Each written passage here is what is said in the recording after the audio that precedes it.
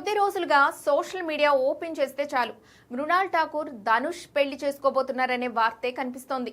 ఫిబ్రవరి 14న వీరిద్దరూ ఒకటవుతున్నారని, రహస్యంగా నిశ్చితార్థం కూడా అయిపోయిందని రకరకాల కథలు అల్లేశారు. వీటిపై ఎట్టకేలకు మన మృణాల్ స్పందించింది. తన స్టైల్లో గట్టిగా క్లారిటీ ఇచ్చింది అమ్మడు.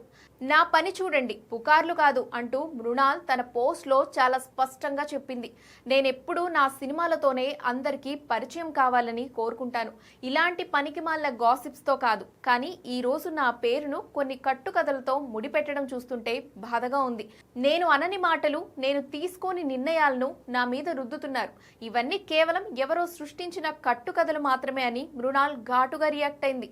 ప్రస్తుతం మృణాల్ చేతి నిండా సినిమాలతో బిజీగా ఉంది. ఉత్సాహంగా ఉల్లాసంగా చదువు సాగాలి, గొప్ప గొప్ప ఉద్యోగాలు సాధించాలి. Vignan deemed to be university. February 20న ఆమె హిందీ సినిమా దో దీవానే షెహర్ మే రిలీజ్ అవుతోంది. అలాగే టాలీవుడ్ లో అడవిశేష్ తో కలిసి డెకాయిట్ మూవీ చేస్తోంది. ఇలా వరుస షూటింగ్స్ తో బిజీగా ఉన్న తనకు పెళ్లి చేసుకునే టైం ఎక్కడుందని ఆమె సన్నిహితులు కూడా అంటున్నారు. సో మృణాల్ ధనుష్ పెళ్లి వార్తల్లో ఎలాంటి నిజం లేదని తేలిపోయింది. మొత్తంగా పుకార్లు పుట్టించే వారికి మృణాల్ తన పోస్ట్ తో గట్టిగానే చెక్ పెట్టింది.